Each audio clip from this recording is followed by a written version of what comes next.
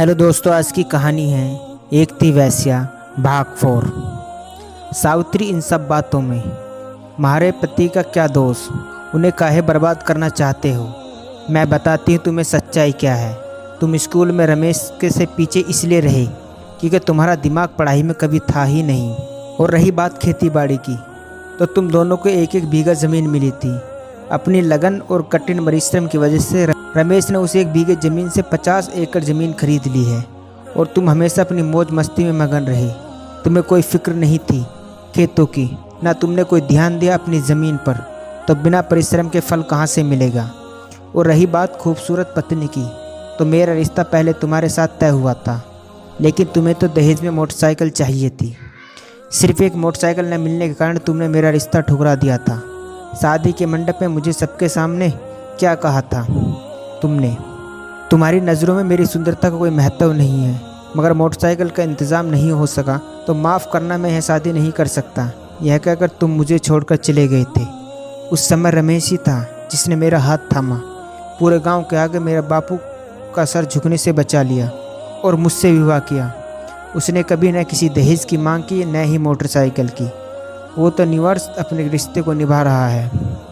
और रही बात बच्चों की, जब हमारे घर में पहली बेटी ने जन्म लिया तो हम दोनों पति पत्नी बहुत खुश थे।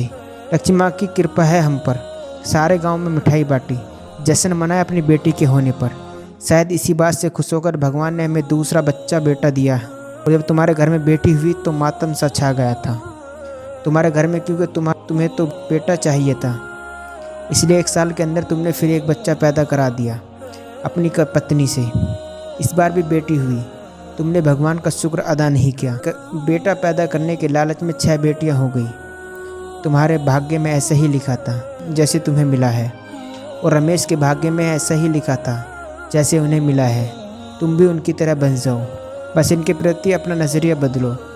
तुम्हें भी बस यह सब मिल सकता है, लेकिन उसके लिए तुम्हें कठोर परिश्रम की ज़रूरत है। रमेश का दिल बहुत घबरा रहा था। उसे सावित्री की चिंता हो रही थी। वो खेत का काम छोड़कर घर की ओर जाने लगता है। पप्पू रमेश को आता हुआ दूर से ही देख लेता है और कहता, खेत में आग लगाकर कोई फ़ायदा नहीं है। इससे भी अच्छी तरकीब सोची है मैंने, जिससे सांप भी मर जाएगा और लाठी भी नहीं टूटेगी। एक शराब की बोतल सावित्री के सर पर मारता है। सावित्री का सर फट जाता है और वे बेहोश हो जाती है। फिर वो टूटी हुई बोतल को सावित्री के पेट में घुसा देता है और वहाँ से चुपकर झाड़ियों में बैठ जाता है। रमेश आगे बढ़ता है। उसे सावित्री ज़मीन पर पड़ी दिखाई देती है। वो भागकर उसके पास जाता है।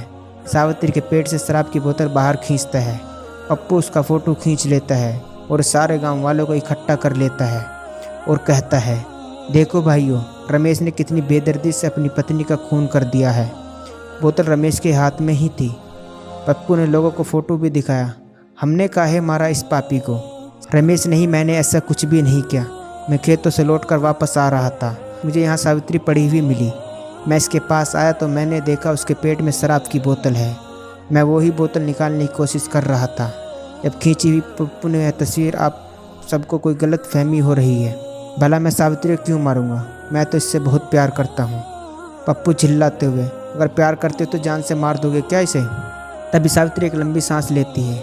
रमेश खुश होता हुए, सावित्री जिंदा है, हमें उसे डॉक्टर के पास ले जाना चाहिए। पूरे गांव में कोई डॉक्टर नहीं है, हमें इसे शहर में ले जाना चाहिए। होश में आकर मेरी बेगुनाही साबित करेगी कि मैंने इसे नहीं मारा। पप्पू हैरान हो गया और सोचने लगा, अगर ये बच गई तो सबको सच्चाई बता देगी। इसकी हत्या करने की कोशिश रमेश ने नहीं की है। मुझे कुछ करना होगा। पप्पू, देर काहे कर रहे हो रमेश? जल्दी से इसे मेरी मोटरसाइकिल पर शहर लेकर जा और अच्छे से डॉक्टर से इसका उपचार करा। रमेश, धन्यवाद भाई। रमेश उसे मोटरसाइकिल की चाबी लेकर गाड़ी स्टार्ट करते हुए कहता है, कोई मेरे पीछे सावित्री को पकड़कर बैठ जाओ। पप्पू, मोटरसाइकिल मैं चलाता हूँ, तू इसे पकड़कर बैठ जा। तीनों मोटरसाइकिल बैठकर शहर की ओर चल पड़ते हैं। रमेश की आंखों से आंसू रुकने का नाम ही नहीं ले रहे थे। वो बहुत ज़्यादा तड़प रहा था। थोड़ी देर बाद अस्पताल आ जाता है। सावित्री को इमरजेंसी वार्ड में एडमिट कराया। रमेश, डॉक्टर साहब, मेरी सावित्री ठीक हो जाएगी ना? डॉक्टर, देखिए खून काफ़ी बह चुका है, अभी कुछ कहा नहीं जा सकता। वैसे भी यह पुलिस केस है। इनके होश में आ जाने पर पहले पुलिस इसका बयान लेगी, बाद में आप लोगों को मिलने दिया जाएगा। पप्पू, तू चिंता मत कर, बहुत जल्दी इन सवालों का जवाब मिल जाएगा। वो जब होश में आएगी तो सच सबके सामने होगा। रात हो गई थी। डॉक्टर रमेश को अपने पास बुलाकर कहता है, तुम्हारे लिए खुशखबरी है, तुम्हारी बीवी अब खतरे से बाहर आ गई है। बहुत ही जल्दी उन्हें होश भी आ जाएगा। 15 दिन तक वो यही अस्पताल में रहेगी। उसके बाद तुम इन्हें घर ले जा सकते हो। क्या होगा आगे जानने के लिए कहानी का अगला भाग ज़रूर देखें। दोस्तों, ये था एक थी वेश्या भाग 4। दोस्तों, कहानी अच्छी लगी हो तो चैनल को सब्सक्राइब करना न भूलें।